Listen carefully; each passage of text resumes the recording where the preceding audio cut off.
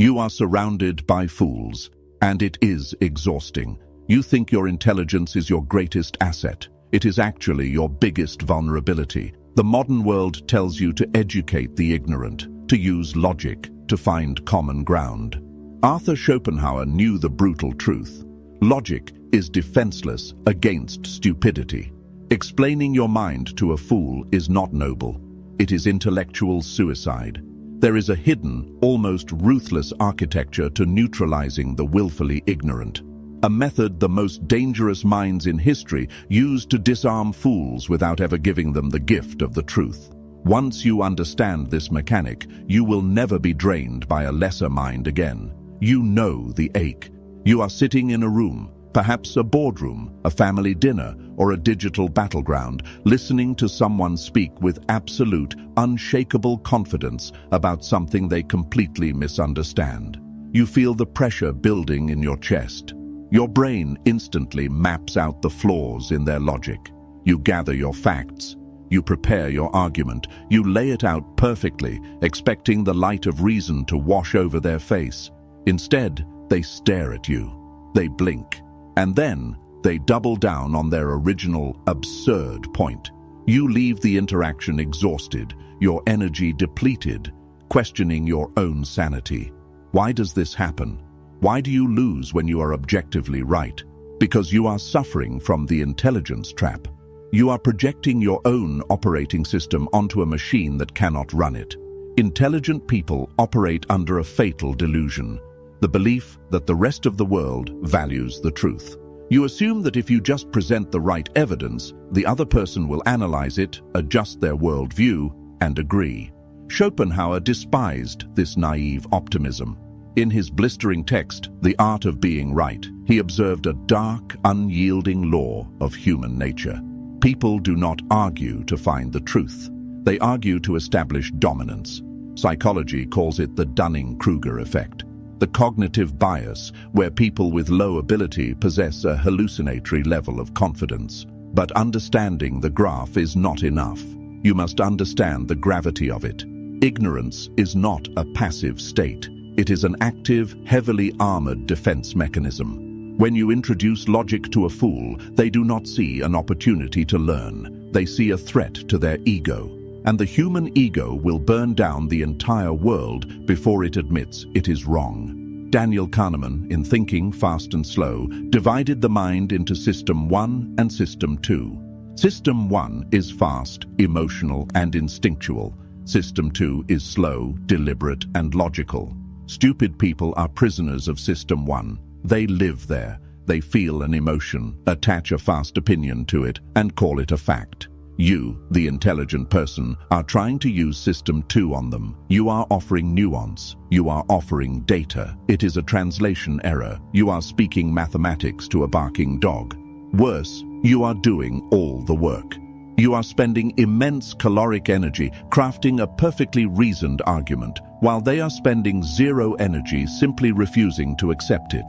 They drain you not by outsmarting you, but by outlasting you. They drag you down into the mud of their own cognitive limitations. Schopenhauer recognized this 2 centuries ago.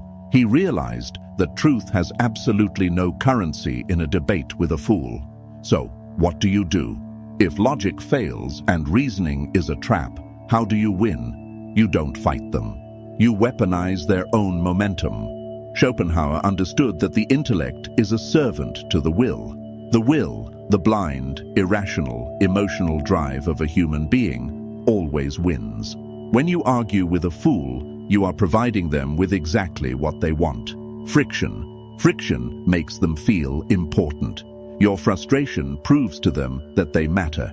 Every time you counter their point, you legitimize their delusion. You are telling them, your idea is worthy of my time and my anger. To break a fool, you must deny them friction. How? By using Schopenhauer's most savage strategy. Do not disagree with them. Agree with them, but agree with them so completely, so violently, that you push their argument into the realm of pure absurdity. In philosophy, this is akin to reductio ad absurdum. In dark psychology, it is simply handing a man enough rope to hang himself. Imagine a colleague who insists that all modern art is a scam and that anyone could paint a masterpiece. The instinct of the intelligent person is to argue about technique, art history, and subjective expression. Stop. Instead, lean in. Nod slowly. You are entirely right, you say. In fact, since it is so easy, we should quit our jobs today. We will buy some paint this afternoon. You can do the canvases, I will find the gallery. We will be millionaires by Friday. Why are we even sitting in this office? Watch their eyes. You have not attacked them. You have completely validated their premise, but you have accelerated it to its logical, catastrophic conclusion. The fool operates on the surface. They never think 3 steps ahead. When you force them to look at the destination of their own thought process, their brain short-circuits, they have to backpedal, they have to inject nuance, they have to suddenly start arguing against themselves to save face. You did not defeat them with your logic. You defeated them with their own stupidity. Schopenhauer employed this mercilessly against his academic rivals. He did not engage in polite discourse with people he considered charlatans. He did not treat their ideas as equals. He magnified their flaws until the flaws became comical. When you do this, you protect your own energy. You step out of the ring. You become the observer, watching a child trip over their own shoelaces. But this requires a terrifying shift in your own psychology. You must kill the part of your ego that desperately wants to be recognized as right. Intelligent people are addicted to being correct. You want the satisfaction of the other person conceding. You want the moral victory. Schopenhauer would tell you that seeking validation from a fool is the ultimate form of stupidity. Why do you care if a lesser mind acknowledges your brilliance? Why do you need a blind man to compliment your painting? When you drop the need to be right in their eyes, you become immune to their provocations. You stop giving them the remote control to your nervous system. Let them hold their incorrect beliefs. Let them walk into the world with their flawed maps. It is not your duty to save them. It is your duty to protect yourself from them.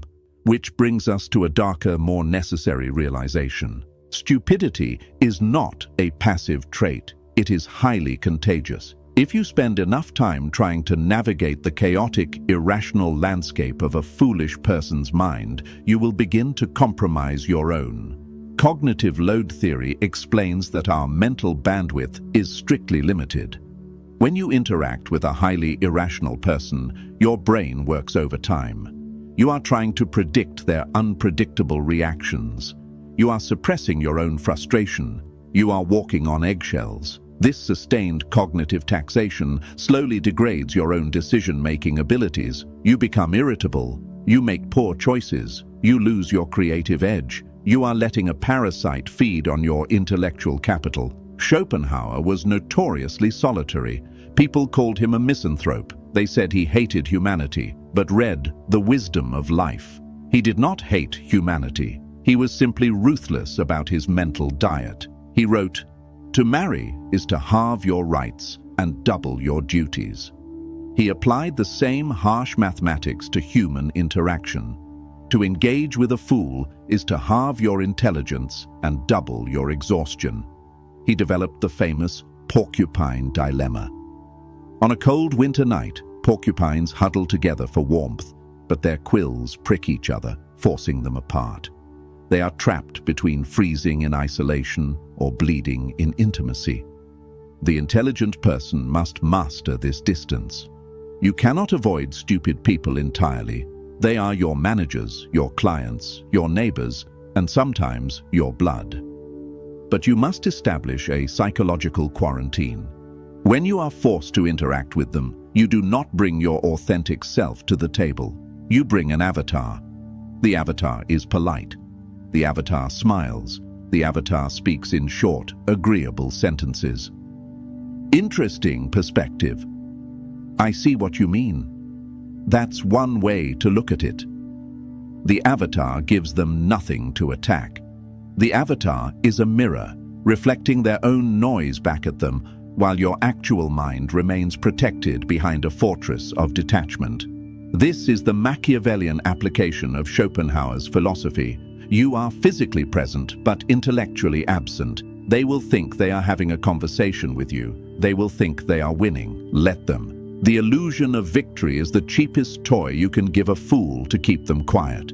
Do you feel the guilt rising? The societal conditioning telling you that this is manipulative, that it is arrogant to view others this way?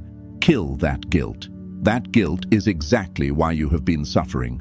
You have been treating intellectual predators like fragile victims. A foolish person who aggressively insists on their own ignorance is not innocent. They are a hazard. David Robson, in The Intelligence Trap, details how institutional stupidity, smart people following the confident, incorrect herd, has caused plane crashes, economic collapses, and medical disasters. Stupidity is dangerous. You do not owe it your vulnerability. You do not owe it your energy. You must view their ignorance as a force of nature. You do not argue with a hurricane.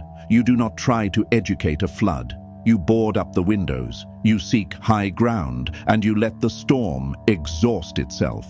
But what happens when the fool has power over you? What happens when the irrational mind signs your paycheck or holds the key to your promotion? How do you survive when the system itself rewards the loudest idiot in the room? This requires an entirely different set of weapons. The most dangerous animal is not the predator, it is the frightened beast with a crown. When a person of low intellect acquires power, their entire psychological architecture is built on a fault line of deep, unacknowledged insecurity. They sense, on a primal level, that they are outmatched by the minds around them. They do not process this as a need to learn. They process it as a threat to their survival. If you walk into their domain and display your brilliance, you are not proving your worth. You are holding a mirror up to their inadequacy. And a fool with power will shatter the mirror to avoid looking at the reflection. Schopenhauer was brutally clear about this dynamic. He wrote that to display conspicuous intelligence or outstanding qualities in the presence of mediocrity is an unpardonable sin. The mediocre mind experiences physical pain in the presence of greatness. It triggers a secret, gnawing hatred. They will not attack your intelligence directly. They will attack your character. They will call you difficult, uncooperative, or not a team player.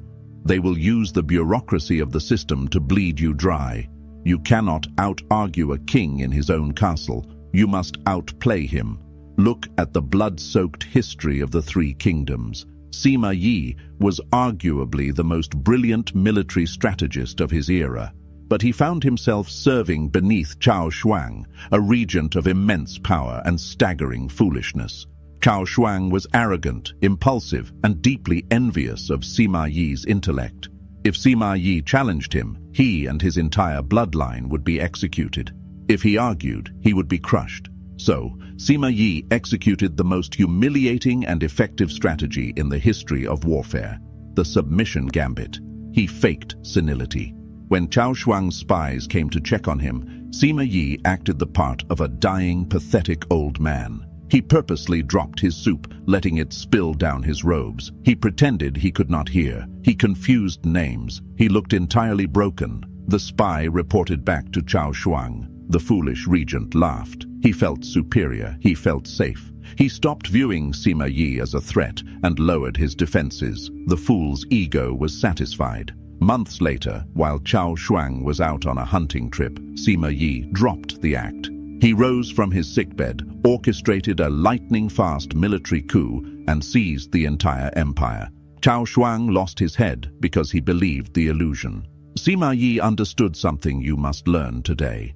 Your intelligence is not a badge you wear on your chest. It is a concealed weapon. You do not draw a concealed weapon to show off. You keep it hidden until the exact moment it is required. When dealing with a powerful fool, feed them the exact emotion they are starving for.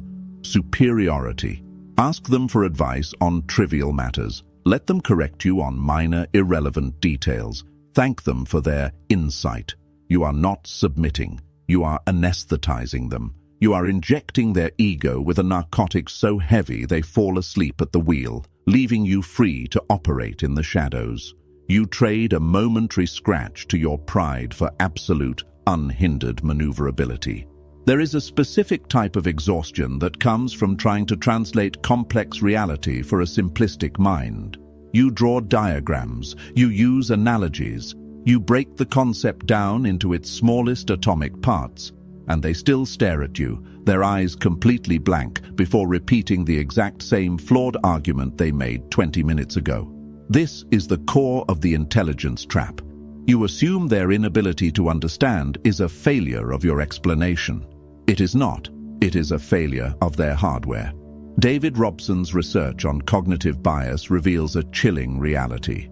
Highly intelligent people are uniquely vulnerable to a specific error, the belief that everyone else processes information the same way they do.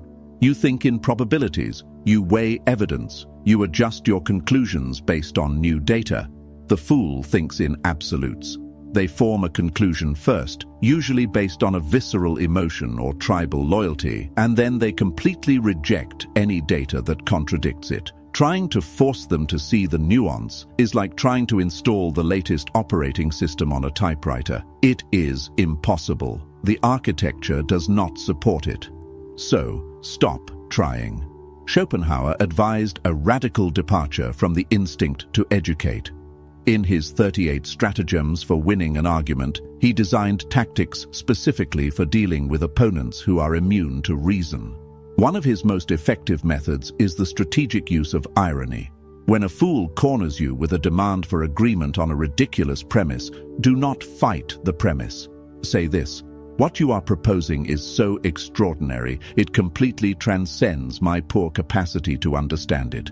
I must defer to your judgment." The fool will puff out their chest. They will take it as a concession. They will believe they have dazzled you with their brilliance. But anyone with a fraction of intellect watching the exchange will hear the dripping sarcasm. You have insulted them to their face, and they thanked you for it. You have safely exited the conversation without expending a single calorie of intellectual energy. You must understand the economics of attention. Every hour you spend debating a fool is an hour stolen from your own empire. It is energy diverted from your wealth, your health, your actual goals. Fools are energy vampires. They do not produce, they consume. They drag you into endless circular debates because they have nothing better to do with their time. Your time is expensive. Theirs is worthless. When you engage, you are trading gold for dirt. Cut the transaction. Walk away. Let them believe they won. The lion does not lose sleep over the opinions of sheep, and the architect does not weep when the demolition crew calls his blueprints confusing. We need to address the darkest part of your psychology. The reason you keep engaging with them. It is not just because you want to be right. It is because you feel sorry for them. You think, if I can just make them see the truth, their life will improve. If I can just show them the flaw in their logic, they won't make this terrible mistake. This is the arrogance of empathy. You believe you are the savior of the ignorant. You are playing God with someone else's cognitive limitations. This is a dangerous, bleeding heart philosophy that will drag you to the bottom of the ocean. Kruger and Dunning's landmark 1999 study revealed the cruelest joke of human psychology.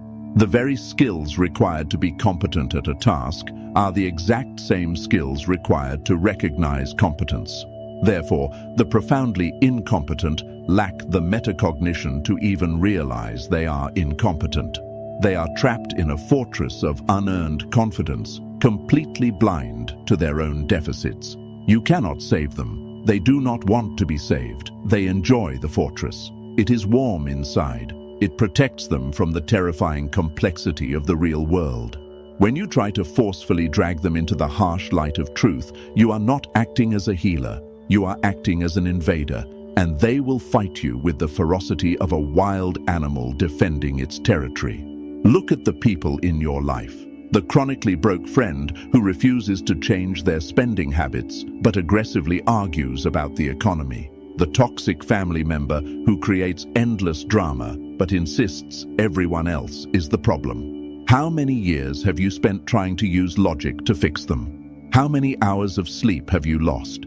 They have not changed a single degree, but you have aged. You have grown cynical. You have grown tired.